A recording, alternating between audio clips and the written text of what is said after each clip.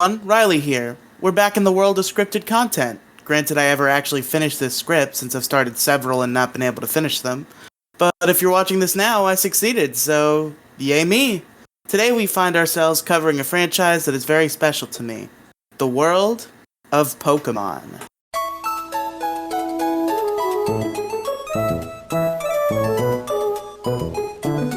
Everyone and their grandma knows Pokemon. My grandson really likes that yellow Pokemon guy. Pikachu, I think it was. Pokemon is a global phenomenon for a reason. There is an endless cornucopia of Pokemon content out there, but today we're focused on where it all started, the games. It all starts with Pokemon Red and Green, Red and Blue for all the filthy Americans, because I guess they didn't think Americans would like Bulbasaur? Or the color green in general? I don't know, man, it's always been one of those weird regional differences that baffled me. Anyway, those were turn-based RPG games released for the Nintendo Game Boy in the late 90s. Despite the game's code being held together with scotch tape and Elmer's glue, it was a fun and charming experience. You took control of a young boy named Red, or whatever you decide to name him, who's leaving his hometown of Pallet in the Kanto region on his Pokemon adventure. He's given one of 3 starter Pokemon, Charmander, Squirtle, or the correct choice, Bulbasaur, by the local Professor Oak, along with a Pokedex, a device containing information about all of the region's Pokemon.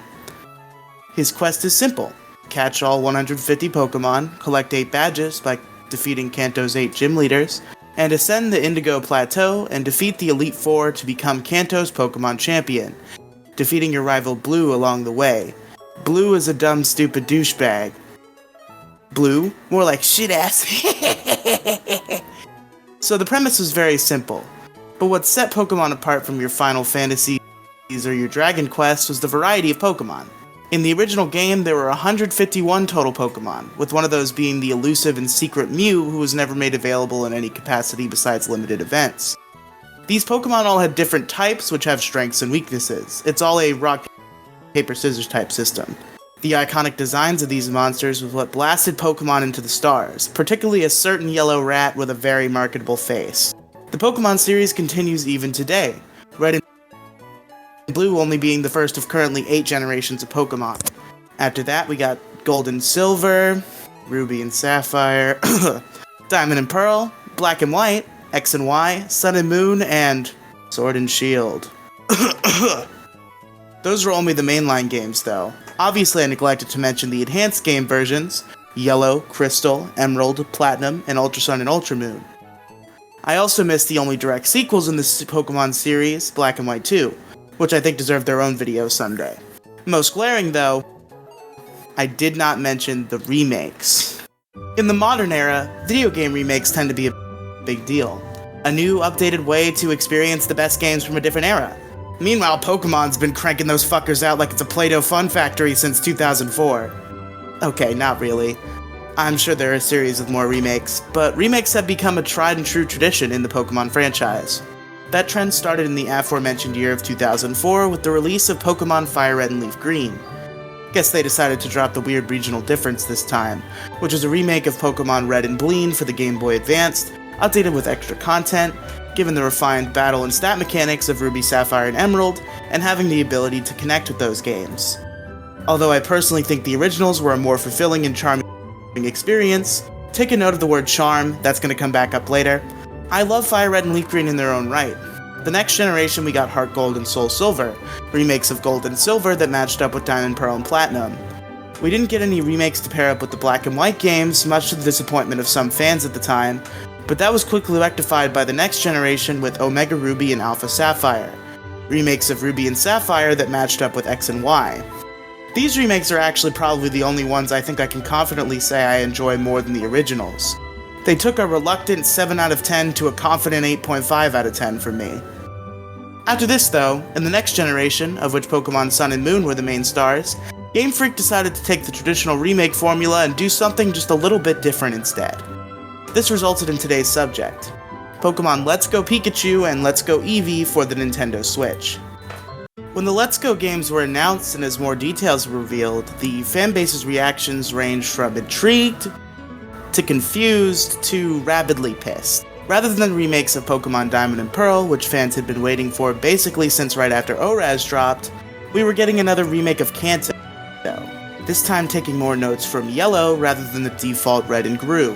Not only that, but you couldn't battle wild Pokemon, instead engaging in a capture mechanic ripped straight out of the hit mobile game Pokemon Go to How would we grind experience? Catching Pokemon of the same kind in succession? But my Nuzlocke! The lack of traditional Nuzlocke ability was not the only disappointment to the hardcore fans though, because as more was revealed about the Let's Go games, it became apparent that the game's difficulty was designed with a younger crowd in mind. The game had the EXP share, a toggleable item in the 3DS titles that would give experience to all Pokemon in your party after battles rather than just those active in said battle, as a non-toggleable feature. What's more, some of the gyms in the game required you to have a Pokemon in your party that was strong against that gym's type in order to enter it. Oh, sorry Billy, but you have to have scissors to get into the paper gym. Fans who enjoyed the challenge of previous entries were pretty upset at the babying. And if you listen to any of the podcasts I was on during Let's Go's release cycle, you know that I felt the same way. Pokemon, despite being a franchise aimed at children, always had some decent challenge packed into their little funny monster collecting game. This is the problem fans had with X and Y, though not nearly to the extent of Let's Go, which caused Game Freak to pivot right back to the challenge of their past titles with Sun and Moon and their enhanced Ultra version, so why pivot right back? The claim was that this game was for younger children in the Pokemon Go audience that didn't necessarily have much experience with real JRPGs. Okay, fair enough I guess. Fans would just have to wait for the real thing to come out to give their final judgment. Of course, it eventually did. When the game first came out, I didn't have myself a magical Switch machine, so I was forced to only experience the game through footage on the internet. Based exclusively on that, I retained my less than stellar opinion on the game. It looked good and sounded good, sure, but the gameplay was easy and handholdy, with unnecessary motion controls. Also, it was just Kanto again, for the 5th time if you counted the Kanto post-games in Gold, Silver, and Crystal and their remakes. One day though, while I was at a local Walmart, I hit up the Switch demo kiosk. I noticed there was a demo for Let's Go and decided to jump in. That changed everything. Playing that game in that Walmart made me feel a feeling of childlike whimsy that a game hasn't made me feel in a long time. That was the moment I fell in love. This game, something about it was magical. We did it, folks! We made it to the title of the video! So despite Let's Go's lack of actual gameplay challenge, I find it being one of my favorite entries in the Pokemon franchise to date, and that's only based on 2 gyms worth of gameplay. Why is that? Well, remember those unnecessary motion controls I mentioned a little earlier? Well, turns out they're actually extremely necessary. Those controls are one of the biggest things that brings the magic to this game. The wielding of a single Joy-Con and using it to throw Pokeballs at the Pokemon, it awakens a primal, childlike enjoyment in me. It's like being a child on the playground playing pretend Pokemon battle with his friends. I imagine that feeling is even more enhanced with the use of the Pokeball Plus, but I haven't had a chance to enjoy that for myself yet. Yikes, that's a little bit pricey. That's a little bit pricey for a Pokeball with some buttons on it. Regardless though, the feeling this game gives during the Pokemon capturing is truly something special. It's not just that either. Can you guess what I'm about to talk about? It's a feature fans have been clamoring for since its first and only appearance in Pokemon Heart Gold and Soul Silver. That's right. I'm talking about walking with Pokemon. In Pokemon Let's Go, you're able to have a chosen Pokemon in your party walk behind you while traveling along the overworld. Not only that, but your partner Pikachu and Eevee are always out of their Pokeballs. Pikachu perching on your shoulder, just like Ash's Pikachu in the anime, while Eevee makes his home on the top of your head. Not to mention, you can give Pikachu and Eevee pets and scritches. This adds so much more substance to the game. I mean really, there's a reason the fanbase has been screaming about it for so long. Being able to have your Pokemon with you while traveling around enhances the feel of the game world. It makes your bond with your Pokemon feel stronger. That's not the only thing though. As a leg up on the mechanic from the aforementioned Heart Gold and Soul Silver, there's a certain pool of Pokemon that when you set them as your walking buddy, rather than just walking behind them, you get to ride them. This brings the enhancing the feel of the game world aspect up a notch and then some. The feeling of being able to mount one of your larger monsters and ride them across the Kanto region, it's just beyond words. The visuals and audio of this game enhance it a lot as well.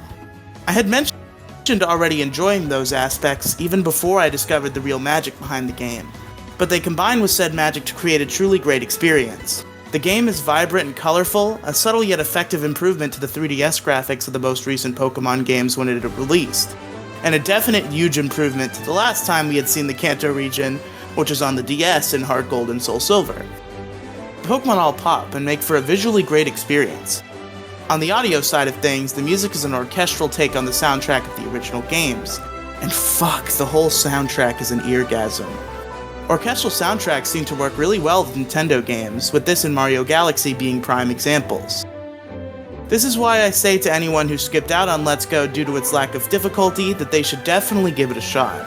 There's even co-ops, so if you have a child or younger sibling who want to share in the magic as well, just grab that other Joy-Con and you're set. Make one last trip to the Kanto region, until the next time Game Freak gets a nose for nostalgia bucks, and dive into Let's Go.